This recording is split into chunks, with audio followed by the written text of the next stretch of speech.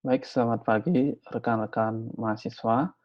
Hari ini kita akan lanjutkan materi mata kuliah jaringan komputer dengan topik network layer. Nah, ini sebagai pendahuluan bahwa posisi network layer adalah di layer ketiga, di atas layer data link dan di bawah layer transport. Minggu sebelumnya kita sudah bahas layer physical dan layer data link. Jadi hari ini akan kita bahas bagian network layer. Sini akan saya jelaskan fungsi utama dari network layer, yaitu mengirimkan paket dari host pengirim ke host tujuan. Jadi untuk mencapai host tujuan, paket akan melalui beberapa atau mungkin banyak sekali router sepanjang perjalanan. Nah, di sanalah fungsi utama dari network layer nanti akan kita bahas, yaitu mengatur masalah rute.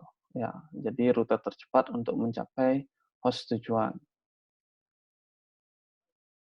Nah, kalau kita perbandingkan antara fungsi dari network layer dengan data link layer, sebenarnya hampir mirip ya, di mana data link layer hanya mengirimkan frame dari satu ujung media transmisi ke ujung lain media transmisi tersebut.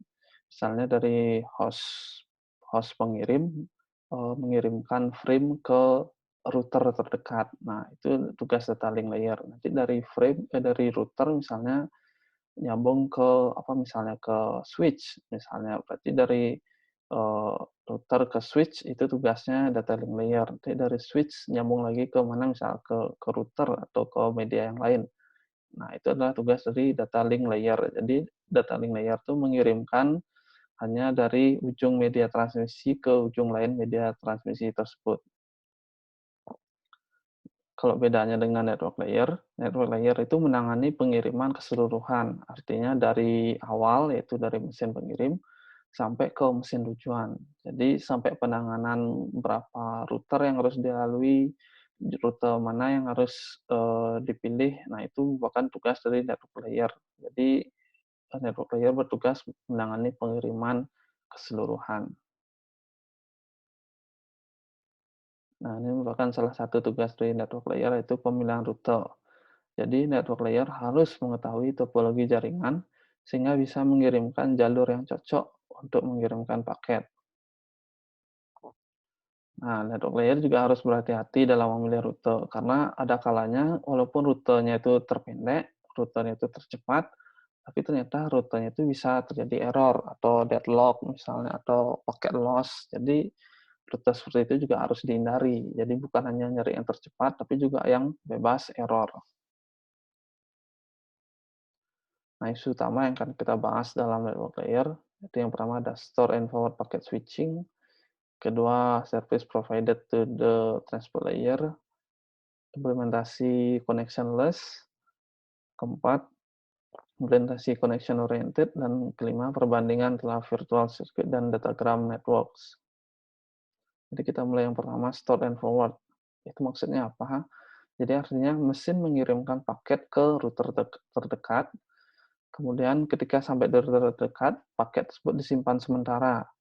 Artinya sampai paket sudah diterima keseluruhan, kemudian dilakukan pengecekan error. Kalau sudah bebas error, baru pengiriman dilakukan ke router berikutnya. Artinya store and forward itu adalah mekanisme router menyimpan dulu sementara paket sampai dia diterima semua, bebas error, baru dilanjutkan ke rute berikutnya. Jadi tidak ngiriminnya dipecah-pecah per sub paket seperti itu ya. Jadi ditunggu dulu paketnya udah diterima lengkap dan bebas error baru dilanjutkan. Kalau belum diterima atau misalnya masih terjadi error, akan ditunggu lagi paket yang bebas error. Kalau sudah diterima baru akan dilanjutkan ke router berikutnya. Kemudian kedua, service to transport layer, artinya network layer memberikan layanan kepada transport layer. Jadi layanan yang diberikannya harus independen dari teknologi router, artinya tidak boleh layanannya bergantung sekali pada teknologi router, misalnya router Cisco. Jadi cuma bisa pada router Cisco ya. Jadi harus independen. Kemudian juga transport layer tidak perlu mengetahui jumlah, jenis, dan topologi router yang ada. Jadi istilahnya transport layer terima beres. Jadi dia nerima kiriman paket-paket yang sudah berkumpul jadi satu. Jadi dia tidak perlu tahu, eee, paket yang dikirimkan itu melalui rute mana, kemudian jumlahnya berapa, topologinya seperti apa. Nah, seperti itu tidak perlu diketahui oleh transport layer. Jadi dia menerima gabungan dari paket-paket yang sudah, dikirimkan tersebut. Kemudian yang ketiga, connectionless service. Jadi seperti yang sudah saya pernah bahas pada data link layer, jadi yang dimaksud dengan connectionless service artinya paket satu persatu dimasukkan ke dalam jaringan dan dicarikan rute masing-masing. Artinya rute belum tentu sama antara satu paket dengan paket yang lainnya, walaupun tujuannya sama. Kemudian di connectionless service tidak ada waktu setup awal. Kemudian setiap router memiliki tabel internal yang berisi daftar alamat tujuan. Ya ini memang wajib dimiliki oleh router. Artinya dia memiliki data atau semacam database internal. Jadi misalnya kalau, paket ini mau menuju ke alamat 192.198 sekian sekian sekian, oh dia harus melewati output line yang satu. Kemudian kalau mau alamat yang lain lewat output line yang kedua. Nah, seperti itu. Jadi setiap router kan ada banyak port-nya tuh, ada banyak colokannya kan, ada banyak jaringan yang terhubung ke router. Nah, tinggal dipilih misalnya paket mau tujuannya ke alamat yang mana, tinggal melewati, output dari router tersebut, dipilih mau output yang nomor berapa, mau dikirimkan paketnya.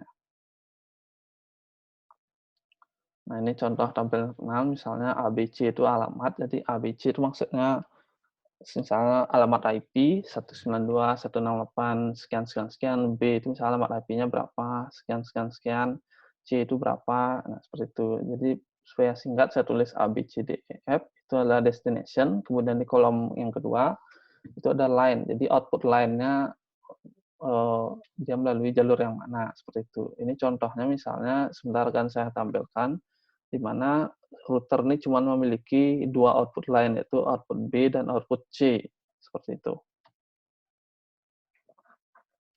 Itu jadi kolom pertama itu destination, kemudian kolom yang kedua adalah outgoing line. Jadi mau lewat line yang mana, seperti itu.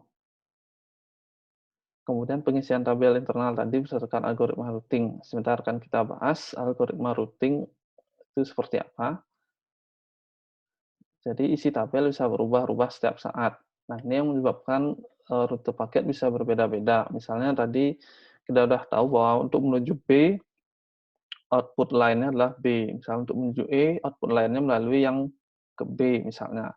Nah, tabelnya akan selalu diupdate oleh algoritma routing. Nanti siapa tahu berubah ketika mau menuju E, yang tadinya lewat outline-nya adalah B, ternyata berubah melalui jalur C diminta. Itu akan berubah sehingga ketika paket kedua masuk, tentu jalurnya akan berbeda dengan paket yang pertama karena isi tabel routing-nya sudah berubah. Nah, ini contoh yang saya bilang tadi, di mana routernya misalnya kita kasih contoh tadi router A. Itu router A, di mana router A ini memiliki dua outgoing line, yaitu menuju B dan menuju C. Seperti itu. Kalau kita lihat di tabel router yang tadi, misalnya jika tujuannya mau menuju D, kita lihat, coba di tabel routing yang tadi. Nah, ini kalau destination adalah menuju D, di tabel routingnya diminta melalui jalur B.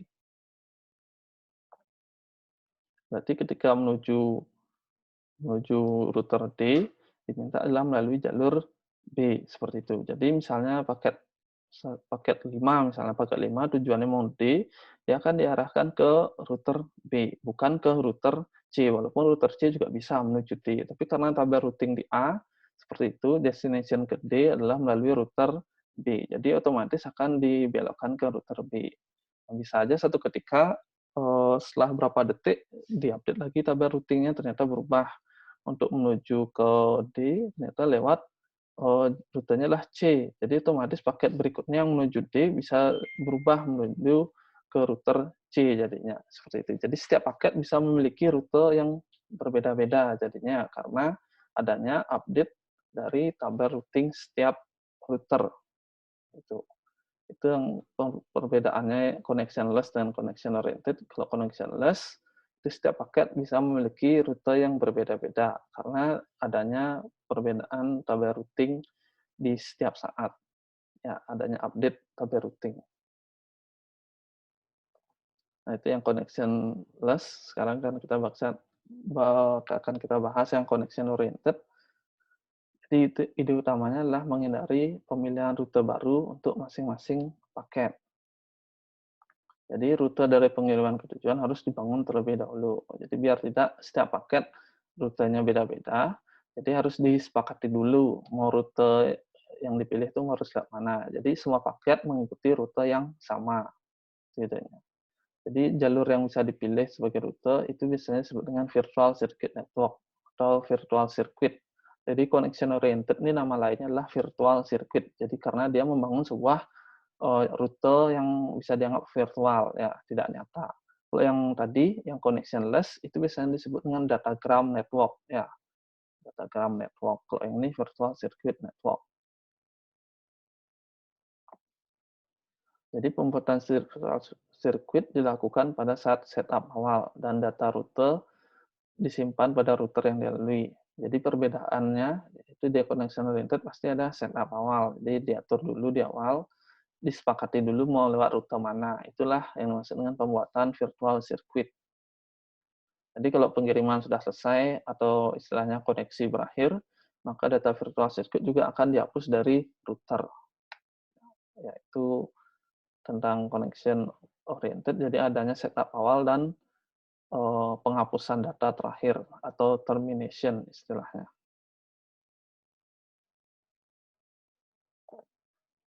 Nih, jadi berbeda dengan tabel internal pada connectionless service, data VC atau virtual circuit disimpan dan digunakan dalam mekanisme label switching. Ya, kalau tadi tabel internal isinya destination sama outgoing line, itu memang dimiliki oleh setiap router. Ya. Kalau kita pakai connection oriented, berarti di dalam router nambah lagi ada sebuah data virtual circuit. Nah, itu perbedaannya. Jadi router punya dua tabel, jadi tabel internal dan tabel virtual circuit kalau dia menggunakan connection oriented. Kemudian yang dimaksud dengan mekanisme label switching ini artinya setiap paket melalui router akan diberi label atau connection identifier. Nah, ini contoh kasusnya misalnya tadi dari host 1 misalnya mengirimkan data ke host 2. Kemudian host 3 juga ingin mengirimkan data ke host 2. Nah, di sini ada router yang sama yang menangani dua host ini, yaitu router A. Jadi dalam tabel virtual circuit-nya si router A muncul seperti ini. Jadi kolom pertama adalah kolom asalnya, yaitu host. Kemudian diberikan label apa, dibaca. Kemudian tujuannya adalah router C melalui dengan label 1, sorry.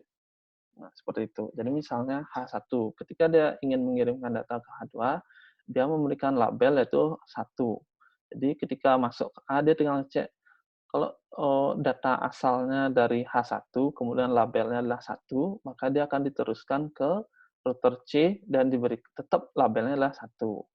Nah, kemudian kalau ada misalnya host 3 nih ingin mengirimkan data yang sama, di mana karena paket yang dikirimkan kan paket pertama, berarti dia tetap pakai label 1 misalnya. Jadi di tabel A otomatis akan dibaca asalnya dari H3, labelnya adalah 1. Berarti paketnya akan diteruskan ke router C dengan labelnya adalah diubah. Tadi labelnya 1 diubah menjadi label 2, seperti itu. Ya, jadi tujuannya adalah sama-sama router C, cuman labelnya diubah. Kalau yang H1 tetap jadi 1, kalau yang dari H3 diubah jadi label 2. Nah, seperti itu. Ya, jadi biar ada pembedanya, seperti itu. Nanti ketika diterima oleh router C, dia tinggal melihat, oh ini asalnya dari A, labelnya 1, berarti diteruskan ke E, dengan labelnya tetap 1. Kemudian, kalau dia diterima dari A, labelnya adalah 2, seperti itu. Karena tadi kan dari router A ini ngasih outputnya labelnya 2. Otomatis ketika diterima oleh C, dia melihat ada yang label 2 dari A. Otomatis akan diteruskan ke router E, labelnya tetap 2, seperti itu. Jadi paketnya tetap akan berbeda walaupun ada banyak host yang terlibat. Sehingga di sini identifier-nya akan dibedakan. Itu maksudnya label switching. Ya, perbedaan dengan tabel internal tadi kan tabel internal itu juga melihat destination-nya mau ke mana, tidak isi label. Kalau di sini dilihat destination-nya, tapi labelnya harus dibedakan. Ya, karena emang itu adalah paket yang berbeda.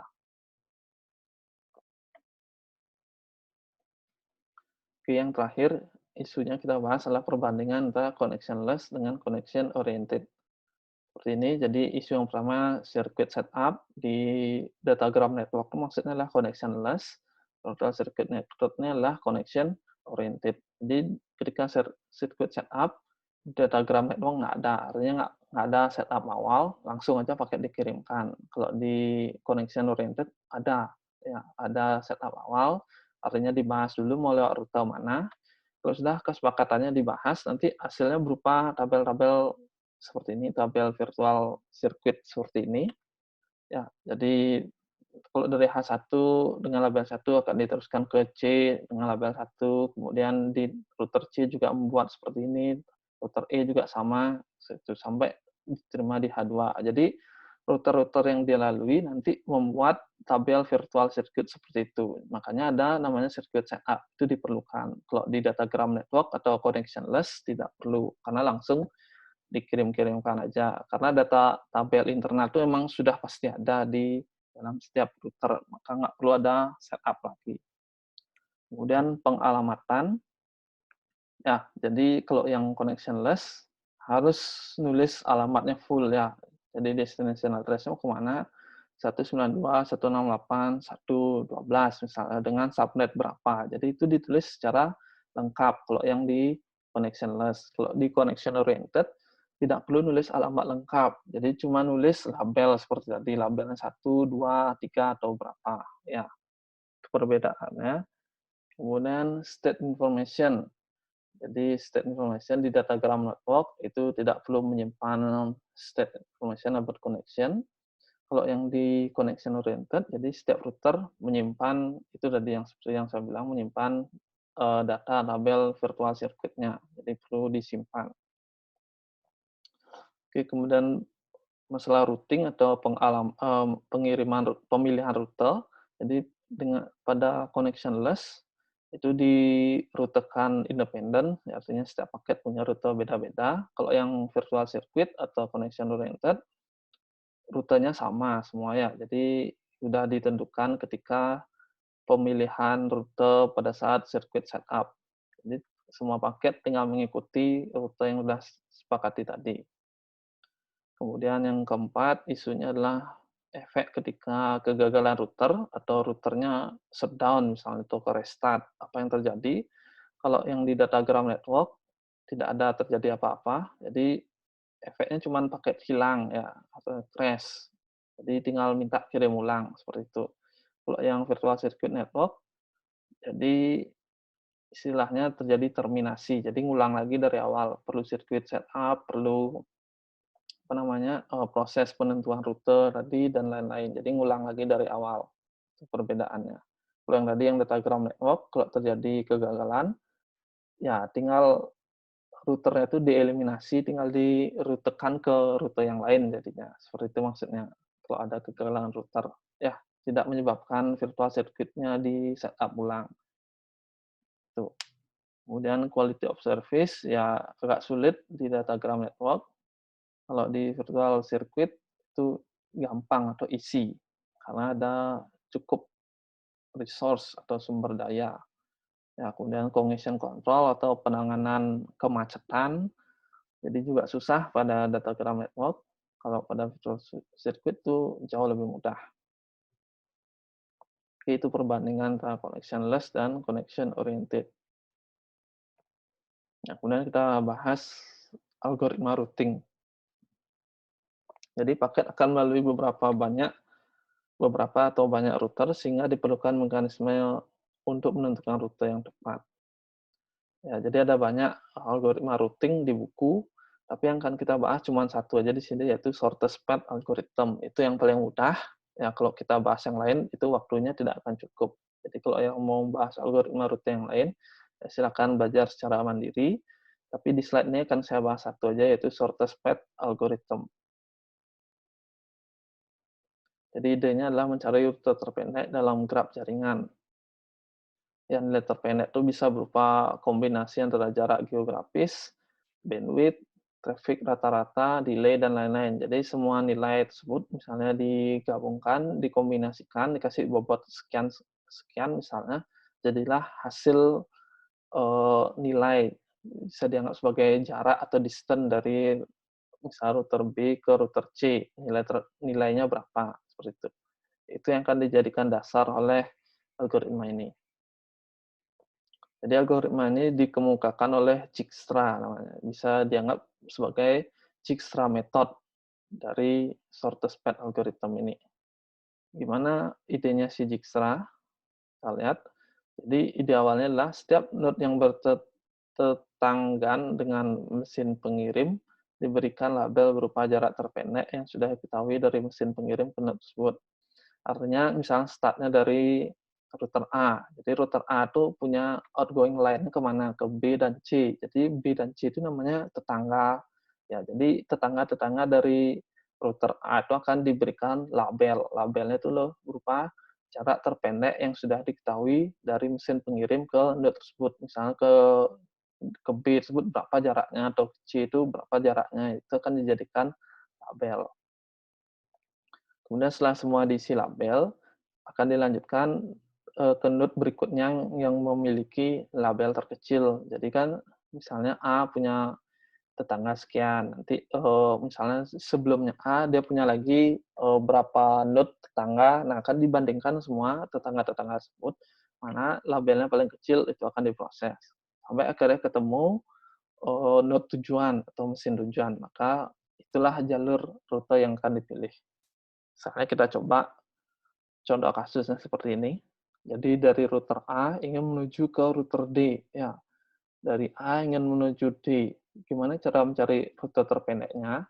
Kita anggap A menuju B itu jaraknya 2, A menuju G ini jaraknya 6, BE jaraknya 2, B ke C ini jaraknya 7, dan seterusnya. Jadi dari semua rute semua kemungkinan rute akan dipilih rute yang paling pendek menuju D. Nah, kita coba dengan algoritma Dijkstra ini gimana cara kerjanya. Jadi pertama kan A itu punya tetangga, itu tetangganya adalah B dan G. Buka penjelasannya. Nah, jadi itu kan startnya dari A. Jadi A itu punya tetangga yaitu B dan G. Berarti kita berikan label dari A menuju B berapa tadi jaraknya 2 kan? Berarti 2 dikasih rute sebelumnya adalah atau node sebelumnya, node tetangga sebelumnya adalah A. Kemudian G juga, G tadi kan kita lihat di sini bisa diingat lagi A ke G itu jaraknya 6 kan. Berarti kita isi yaitu labelnya adalah G, kita isi labelnya adalah 6, A. Jadi A itu maksudnya node sebelumnya, yaitu node sebelum G, yaitu A. Itu kita dapat dua label yaitu 2, A dan di G yaitu 6, A. Label yang node-node yang lain labelnya masih tak teringat ya, anggap belum dihitung. Nah, kalau udah tetangga-tetangganya diisiin label, berarti kita pilih yang paling kecil jaraknya mana. Dalam label tersebut kan B ya, karena jaraknya cuma 2, A, berarti akan kita pilih B sebagai node yang akan kita proses. Berarti kita mulai startnya dari B sekarang. Nah, B punya tetangganya kan 2, yaitu E sama C. Tuh. Jadi 2 tetangga E sama C. Itu misalnya tadi B ke C kan jaraknya 7, berarti 7 ditambah 2, ini kan hasilnya 9. Kemudian node sebelumnya, node tetangganya yaitu B. Berarti kita tulis label di C adalah 9, B. Kemudian E juga tetangga dari B, berarti tadi B ke E jaraknya 2, ditambah dengan label yang dimiliki oleh B 2, berarti hasilnya adalah 4. Berarti E memiliki label 4, B. Seperti itu. Ya, benar. Berarti kan kalau dari A menuju ke B, A menuju ke E kan jaraknya 4, di sini 2, di A ke B 2, B ke E 2, jadi totalnya 4. Begitu juga yang C, 9 itu maksudnya dari A ke B nilainya tadi 2, B ke C nilainya 7, makanya nilainya adalah 9. Jadi kita nulis labelnya itu adalah 9, B dan di E 4,8. Sama seperti tadi, dari sekian banyak label ini yang mana paling terkecil itu adalah yang ke E, ya karena nilainya adalah 4. Berarti kita pilih E sebagai label sebagai node berikutnya.